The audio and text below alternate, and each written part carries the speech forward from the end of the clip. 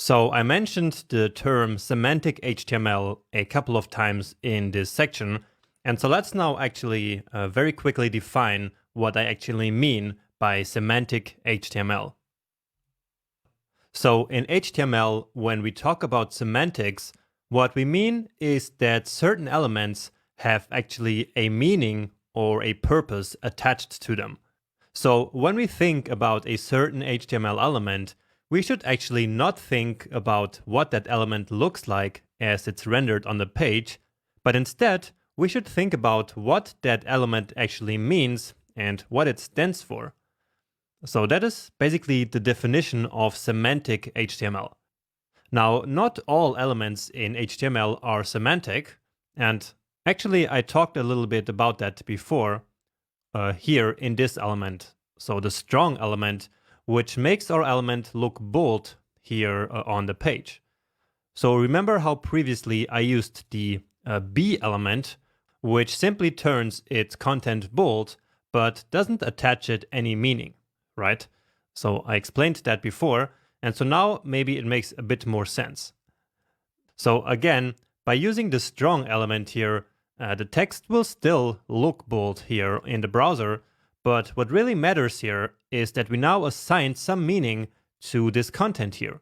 We now say that it's a strong content, which means basically a very important piece of content.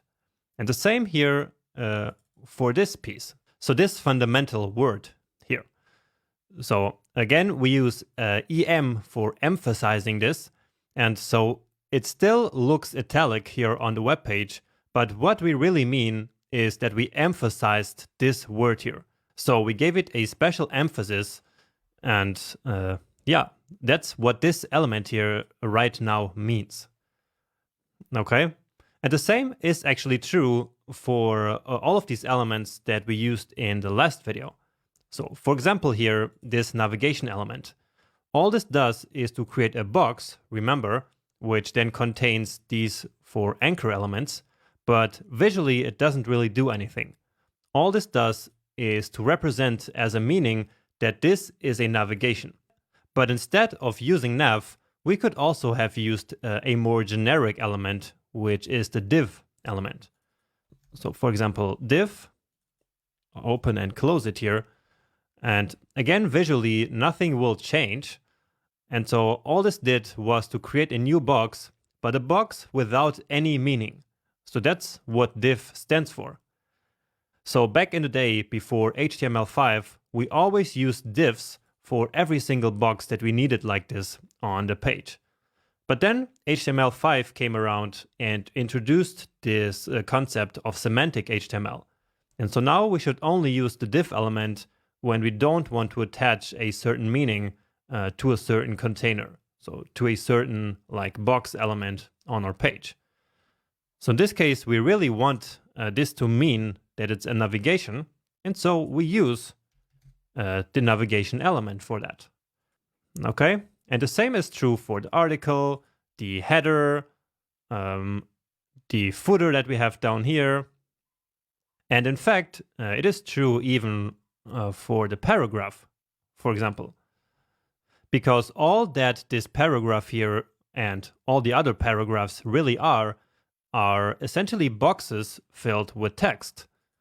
Now the P, of course, does have a semantic meaning. It means that it is a paragraph. But we could, again, use a generic box without any meaning, so this div, and nothing would change visually.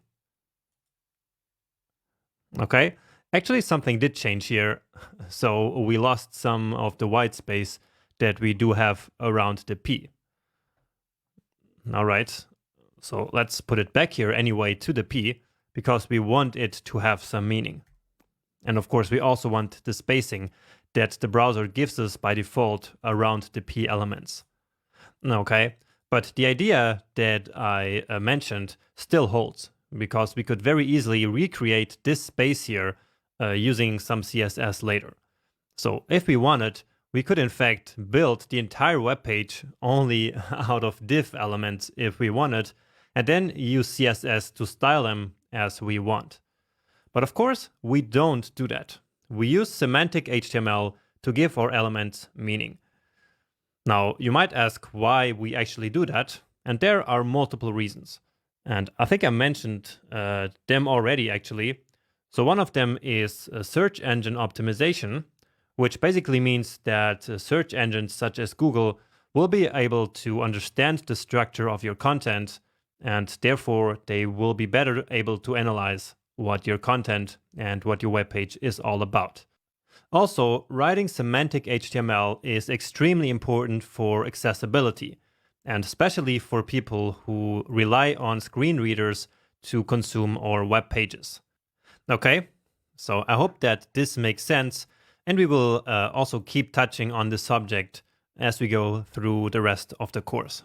But I still wanted to make it very clear from the very beginning that when we think about HTML, we should not only think about how it actually looks like in the browser, but even more about what these elements actually mean and what they stand for. And with that being said, we kind of finished all we had to learn in this section. And so in the next video, we will configure VS Code a little bit more, and then we will move on to 2 final challenges in this section. So don't wait, and let's move on to the next lecture here.